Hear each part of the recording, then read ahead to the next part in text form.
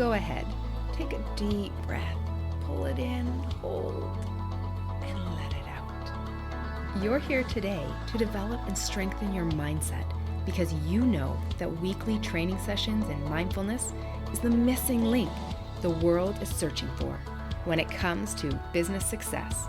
So set aside the external logistical side of business growth and come with me now to a world of focus, purpose, calm, confidence, and personal power using NLP and CBT tools and techniques.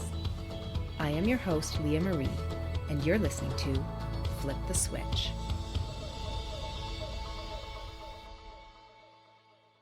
Hey there, friends. Welcome back. So last week, we dove into some of the science behind why we do what we do. And today, we're going to continue with that vein. However, we are also going to talk about and add a new component that some people can have a bit of a struggle accepting. But I think that you'll find that as you open your mind to the idea, you'll start to see more clearly what was once foggy perception of reality opening up a world of possibilities before you. So let me ask you this. Have you ever believed something to be 100% true, so much so that you make everyday life decisions based on that knowledge? Then later find out that the information was incorrect or incomplete? Well, if you answered yes, then you're going to love what is coming in store. In fact, I have a quick story that I'm going to add in that is actually really funny that goes along with this. I'm so excited to uncover some of the truths that have been hidden from view. By the end of this episode, you'll have a clear picture of the framework that is the key to unlocking personal power no matter the circumstance. And I'm going to have another story to share with you about the power of one word. And that is why this episode is called Power Cure. Now, you'll want to stay with me right to the end to discover each of the 8 keys to reverse engineer your current results in a way that will allow you to know exactly what you need to do next. Are you ready? Let's get started. So here's the perfect example of why we all get hung up and confused. If I were to say to you, now don't imagine a big red fire truck, what would happen? Your mind went straight to an image of it before you had the chance to consciously register, wait, I got to switch that to blue or yellow. This is how our world is so often set up. Rather than clear communication of what we want, there is tons of noise out there about how to stop this or avoid that. This messaging is messing with our subconscious. So inside Flip the Switch, we're going to do things differently. Did you know that your subconscious doesn't register the negative? Which is why when I said don't picture a red fire truck, you pictured it. Your subconscious heard picture a red fire truck. Or has to at least picture it first before it can try and unpicture it. Let's have some fun with this. Let's try an experiment. Now, don't feel unease. Don't question what's coming. Don't think about how long this might take or if you have time for this. But instead, take a deep breath. Just to feel yourself relaxing and knowing that you are safe, that everything is as it should be. Which of those set of instructions just there felt clear and in sync? The don't rushed ones or the calmer, safer, everything's totally fine and as it should be? Which ones felt better for you? Remember how when I first introduced this topic, I told you there was a funny story? So here's the funny story. And I don't remember where I originally heard this, but there was a young woman who was cooking a pot roast for dinner.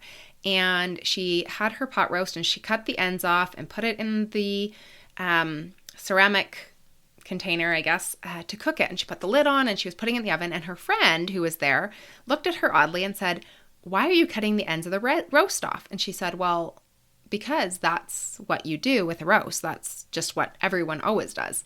And the friend was curious because she had never seen that before. So after they'd had their dinner and they'd enjoyed their time, the woman who was making the dinner went back to her mother and said, "Mom, why do we cut the ends off the roast? Because somebody was questioning me. My friend was questioning me on this." And her mom said, "That's just the way we always do it. That's the way Grandma taught me." So, with intrigue and curiosity, the young woman went to her grandmother and said, "Grandma, why do we cut the ends of the roast off?" And the grandmother said, "Because my roasting pan was too small for the roasts."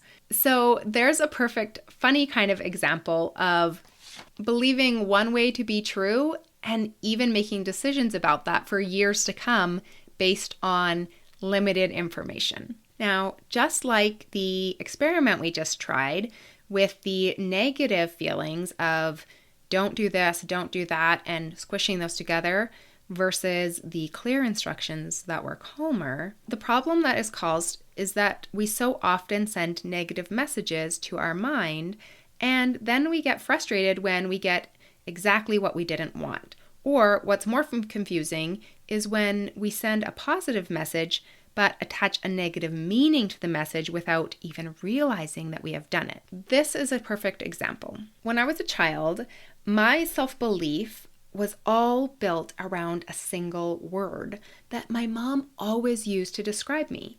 And it actually was awesome because it was a really positive word and it helped me tackle every hurdle and climb every mountain and really develop a strength and kind of an ability to do my own thing and be independent. Until one day as an adult, I was married for years, I had children, all of these things, but I came across an event in my life that actually ended up having that one word fulfill my greatest fears. And in order to be able to move forward, I had to flip the switch in my thinking and create a new meaning for what that word meant for me. Now, the word that my mom used to describe me was strong. She would always refer to me as the strong one. And to me, what that meant was that I had attached a meaning that meant I could do it on my own, which is positive, but it's also very negative. So in the sense that it stopped me from accepting any help and it held me back from being able to progress in certain areas because I felt like if I couldn't do it on my own, then I wasn't strong. And for me to not be strong, that didn't fit my identity. And so when I came up across this event later on in life that I had to admit, hey, I need help with this, I ended up going through this huge identity crisis because I felt like I can't do this on my own. Oh my gosh, I'm not strong enough. If I'm not strong enough, who am I? Like who am I as a mom? Who am I as a wife? Who am I as an entrepreneur? I can't do this. I can't do this. Like I started freaking out, right? In not understanding. And it took me talking to some different people. I talked to a friend and she said to me, well, don't you think that it actually takes a stronger person to accept help? And that was the moment when the flip of the switch happened for me. And I thought, oh my gosh, you are so right. And so what I did with that information is I changed the meaning of the definition of strong for myself. And so because of being able to do that, I was able to carry on and be able to have success in that area. Now, the point of the story that I really want to emphasize is that it was through standing up and choosing to change the meaning that I unleashed the greatest power that I had never known was even available to me all along. The greatest power wasn't the new meaning, it was the fact that I could choose a new meaning and that I was in charge of what that meant for me in my life. This meant that I had created a new definition. So I not only thought differently about this, but I acted differently because of this thought, and my results were different because of this thought. Let's bring this to a place where it will be relevant for you. What can we learn from this? What do we really want? I mean, I think that it's because this is the key of opening up a world of possibilities that we really need to zero in on this idea. Being able to recognize that we have free choice on what we think, how we think, the meaning we attach to the things we think about gives us the opportunity to break the box of limiting beliefs. Let me share my mission statement with you that I developed shortly after I had this realization of being able to recognize that my personal power and who I am as a person, I get to define. So this is it. I am master of me. I choose to be kind, generous, loving, creative, trustworthy, happy, fun, grateful, hardworking, and purposeful. To be the best version of me today. I will change. I will grow. I will learn. I will teach. I will listen. I will pause. Others, they will not define me. I will create my life, design my future. I am free to define and redefine myself over and over as I grow. Divine nature is my birthright. Love is my expression. Service my purpose. For I am master of me. Creating this mission statement gave me the clarity to define what my message to the world needed to be. And to be able to share that, to recognize that it's about breaking free of limiting beliefs that others have put out there that we've accepted as truth or that we have put on ourselves. It's about being able to live unapologetically who we really are and being able to use the gifts and the talents that we have been given to spread the education and the knowledge to others in a way that only we can. Remember for a second that we are also doing the very best that we can and that we have to work with our subconscious, who is really a rock star pulling out all the stops to protect us. So instead of blaming ourselves when we're not following through on the talents that we have, or maybe we're not showing up for ourselves at work in the way that we want to, or with our family in the way that we want to as an entrepreneur, we need to recognize, instead of blaming others or getting down on ourselves, that there's a part of our subconscious that needs to be nurtured in a way that we can show some gratitude and thanks, because that subconscious, the job of the subconscious is to protect us. And whatever's outside of our comfort zone is kind of scary on the subconscious level. And so it will do anything and everything to keep us inside of our comfort zones. And so I just wanted to throw that out there and to recognize that if you're not in a place where you've been able to flip that switch yet and it feels a little bit scary, don't be upset with the fact that you haven't been able to do that yet. You haven't been able to push the button on launching that new thing or standing up for yourself and creating the boundaries you need to so that you can also spend time with your family. Recognize that your subconscious is doing an amazing job of keeping you in a place of safety and protection. And so one thing that we can kind of do here that's a little bit of a tip is to have a little chat with ourselves and say, hold on a second. I recognize and I'm grateful for the fact that you are keeping me safe right now, but this will not kill me. I promise you this will not kill me. So I'm just going to play with this for a little bit and then we'll come back to checking in soon. One of the other ways to get around this firewall is to recognize that there is hope. And there is hope inside of the 8-piece framework that not only will help reveal what's happening, but you can also reverse engineer these to discover what you need to do next. Okay, anybody can use this framework. Now, you might be saying to yourself, but I don't have a coach. That's okay. Although having a coach will greatly fast track your progress, these 8 keys will kickstart you on your discovery path. And then when you're ready to invest in yourself, you will already have some groundwork completed to start you off strong. No matter where you are on your journey, these 8 fundamental framework pieces will be a game changer. These are principles that when applied will leave you empowered, motivated, totally overflowing with personal power, confidence, and a peaceful strength unlike any other. So let's look at what these are now. Our programming creates our identity, which creates our thoughts and feelings, which we base our decisions off of, fueling our actions and bringing us our results. Let me go over that again. Our programming creates our identity. Our identity creates our thoughts and feelings, or how we react to things, which in turn creates our decisions. We base our decisions off of these things, which then fuels our actions and then brings our results. My story was a perfect example of this. When you think about the one word that my mom always used to describe me, it was the programming from my mom, and then I used that to create the identity for myself of who I was. And this identity created the thoughts around me attaching a meaning of what that meant. My mom never said, you don't accept help.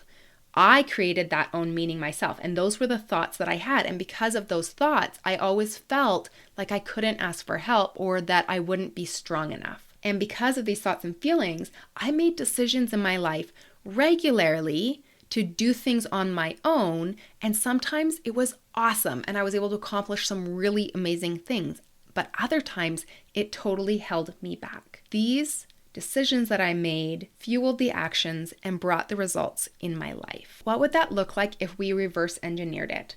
If we looked at our current results right now that we're having as an entrepreneur, then we can start to say, okay, well, what actions put these results in play? And from the actions, we can say, what decisions did I make that created those actions? And why did I make those decisions? What was the feelings and what was the thoughts that I was having that created that decision? And how are those thoughts and feelings tied to the identity of who I believe I am, which came from the programming that I received and generally comes from our primary caregivers as children. Now recognize for a moment that this is not a magic wand that will make all of your problems disappear. While something magical does happen when I talk to people, their lives change and they can change in a matter of seconds. However, with each step forward, there comes with it its own resistance, which is a good thing. I will talk more about that next week. For today, right now, as you're listening to this podcast, consider why you're really taking this journey. Not the easy, fluffy answer. I mean, actually, stop and ponder why this matters. After taking a moment to ponder, you may ask yourself or ask me, okay, Leah, I get it. I know it's worth it, but how do I keep going when it's real hard? When we're out in the real world, it makes sense when I'm here listening on the podcast and everything seems like it fits in place. But how do I do it when the world is weighing on me? How do I do it when I feel like the messages get all tangled and there's negative messages coming out there? Well, the solution would be to anchor yourself to a community of support where you can draw on the strength of those who get it. Being an entrepreneur isn't for the faint of heart. We know that, and it's going to have its ups and downs. But what sets us apart from the rest, what makes the difference in our journey, is that we're taking action, we're connecting, we're showing up, and for that, we will be successful. That is why I created Flip the Switch, so that you would have a place to go. And soon, I will be having a community where we can connect further. But let me leave you with this for today. The first step is to choose, and then to do some mental exploration. The beauty of being able to choose is that this means you no longer need to look forward in fear to the default future. We can act now and create the future we deserve and the way we desire, recognizing that stretch and growth will have a clear destination and a clear focus when you're able to apply the framework of programming creates identity, identity creates thoughts and feelings, which create our decisions, fueling our actions, and bringing us results.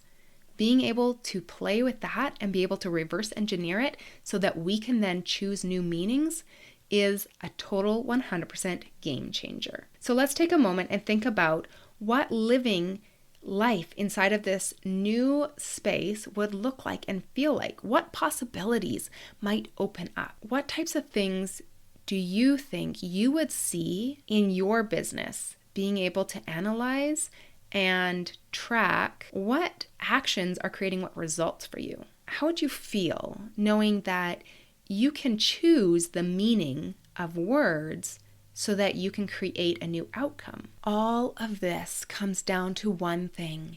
You have the power.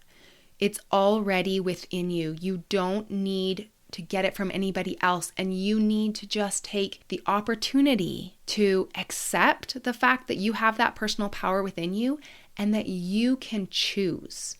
You can choose how you do your business. You can choose who you are. You can choose how you show up in the world, how you serve powerfully, and you can choose your future because of this. Play around with this idea.